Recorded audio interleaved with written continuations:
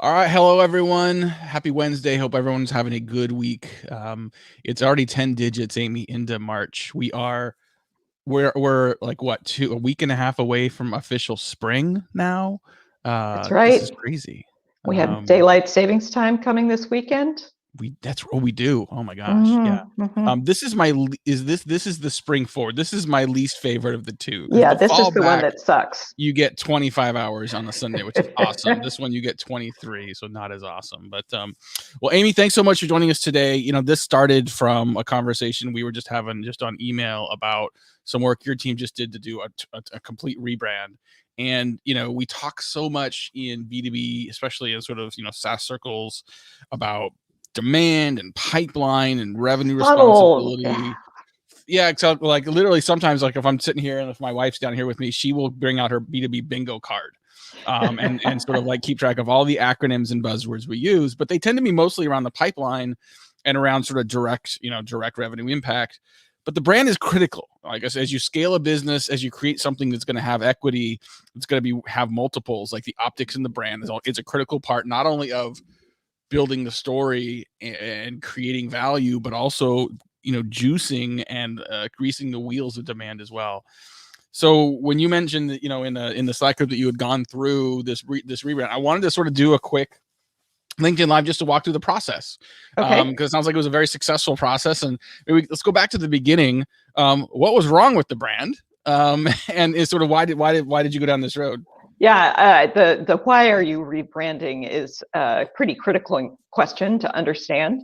I joined Omnitracs last summer, and it was pretty clear to me right away that we had a couple of challenges with the brand. One, as a marketing incumbent who's been around for a very long time, now facing born in the cloud competitors, we looked dated, and that doesn't help us with our potential target customers. They would come to our website and they would see something that kind of felt like talking to granddad, and then they would go to a competitor website and look like they were talking to a software company. So that was one problem.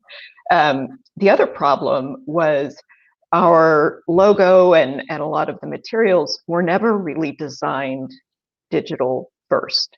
Mm-hmm. And so anytime you used our mark, it tended to look muddy. It really wasn't clear.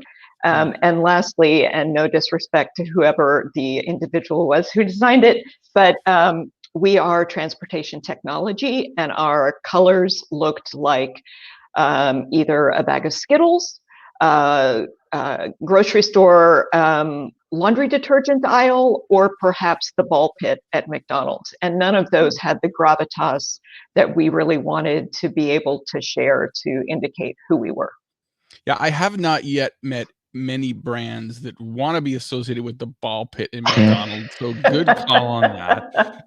I would imagine, despite the fact that people may have agreed that there was a change needed, direction, strategy, where you'd go on that.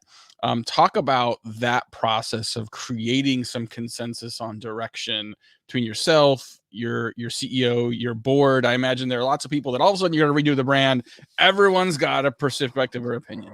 That's right, because it's marketing. So how hard can it be, right? Right. And nothing more so than anything that is ultimately visual. Everyone can see it. Everyone has opinions. So it's really important to have clear rules of engagement, and everyone can have an opinion, but not everyone can have a vote.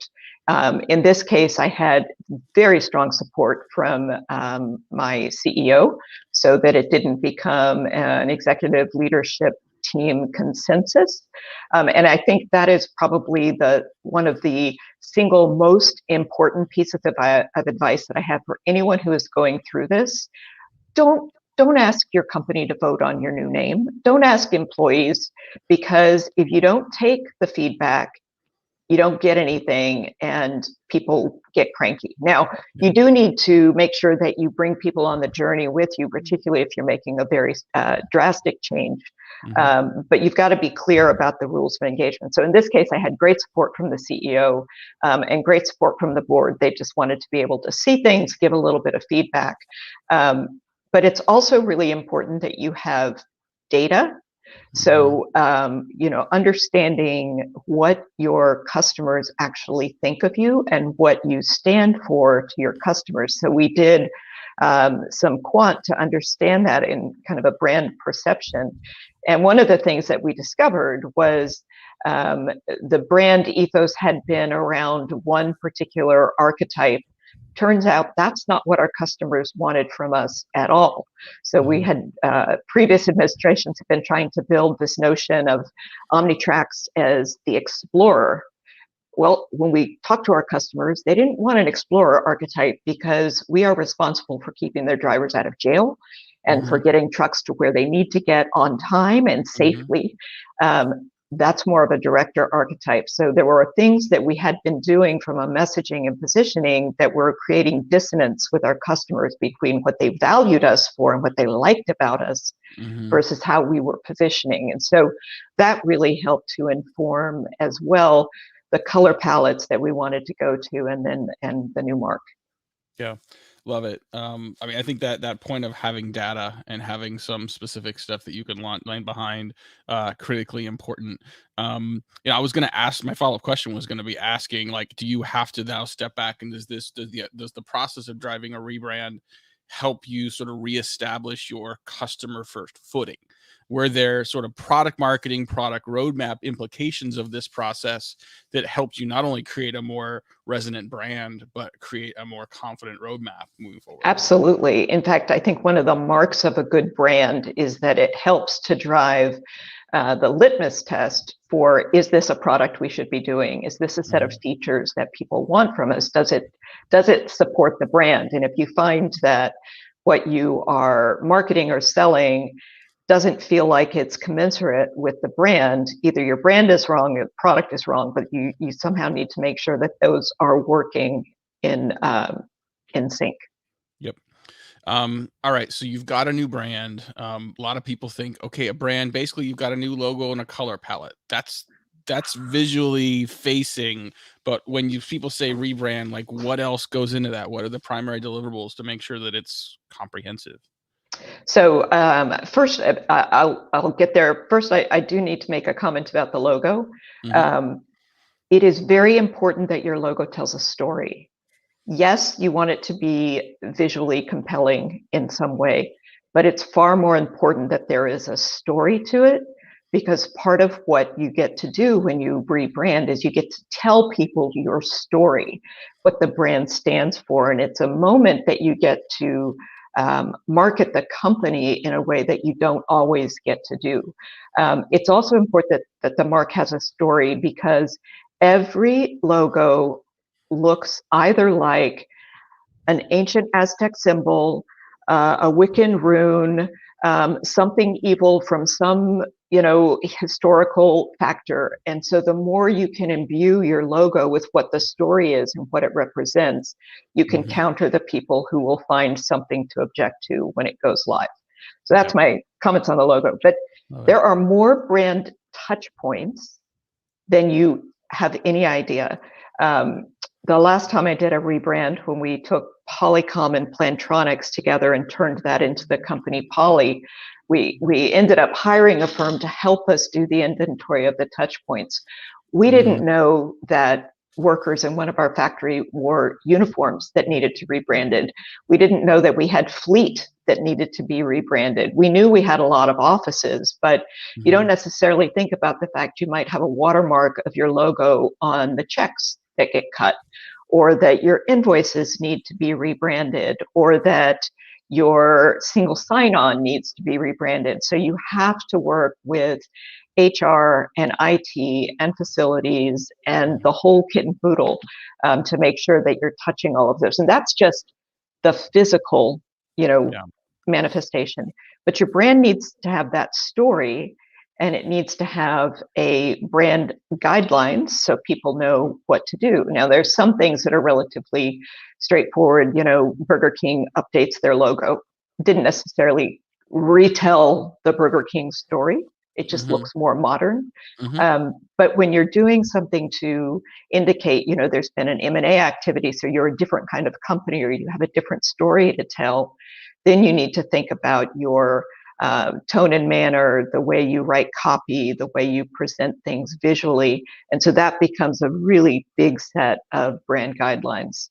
And then, of course, in a B2B company, you've got your company pitch deck that has to be redone. Yeah. You need to give everybody all of their new PowerPoint templates, which everyone will complain about that they're too hard to use. And then intranet, working very closely with HR, we were able to roll out at Omnitracs kind of our new or updated company mission values as part of the rebrand. So it really had a much more of an impact on our employees. Yeah. So speaking about the rollout, I mean, I think the concept that, there are many more touch points, even if you're not a very old or big business, many more touch points than you realize. So doing the inventory is important. Talk about that launch plan though. I mean, this is, as you mentioned, this is a moment, right? I mean, you're not just sort of flipping, switch on the logo on your website to retell your story, to have a story in the brand. Talk about how to think through the audiences appropriately, thinking about your customers, your employees, maybe your investors in public markets as well. Like what goes into a successful launch plan for a new B2B brand? So first and usually the long pole is the website. So being very clear that every web project takes longer than what you schedule for. So timing your launch around a big industry event is dicey, although I've done it, you can do it. It just makes you sweat more. So thinking of the web as the long pole, then you need to think about backing up from that.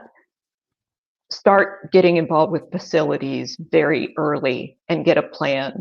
In our case, we're not particularly concerned right now about our physical plant. We're not in a big rush to rebrand our offices because nobody's in them. So that is being done, over the next couple of months while we get ready to go back to the office.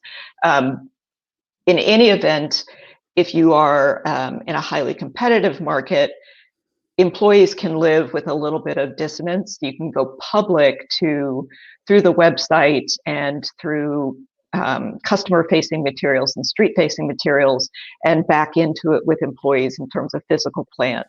But it is important when you go live that employees have a way to feel part of it, whether it's some piece of swag that you get or make sure that you're giving employees a new email visual to put under their name, or make sure that you're thinking about your social media presence. So you want to make sure that your logo flips on LinkedIn and on Twitter and on Facebook and whatever other channels you use.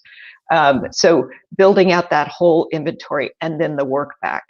And don't be afraid to ask for help on this, because it's like anything that unless you do it all the time, the odds are pretty good you're not great at it. And so asking people who do this for a living for advice can be well worth the cost. Absolutely. All right. So last question for you. I'm going to ask two questions. They may be the same answer. One is, what would looking back, what would you have done differently throughout this process? And the second is maybe related. I'm hoping that there's people that are watching this that get some ideas and said, oh, I hadn't thought of that kind of out of this at the beginning of the process. If you had a chance to talk to someone who is at the very beginning of this process, what advice would you give them? Make sure that you get an agency or whatever creative team you are using. Make sure that you see eye to eye, because it is a long journey and you need to be able to feel confident that you understand each other.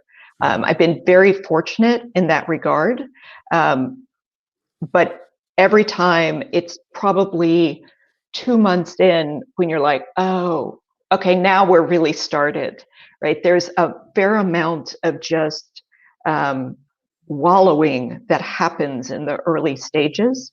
Make sure you build in time for some wallow. It is not something that you want to do on a super duper tight schedule, because there's a creative process and sometimes you can't rush that.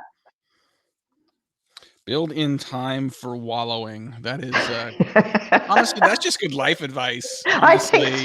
so. Especially if you have children, build in time for wallowing. Well, no longer living from the ball pit at McDonald's. Amy, thanks so much for sharing this. I mean, thinking about rebrand, thinking about a lot of things in marketing, it's like easy until you do it. And I think, having been through it, always lots of lessons to share with others. So thank you so much for doing this. You got Thank it. you everyone for watching. Thanks, Have a Matt. good rest of your week. Thank you. Bye.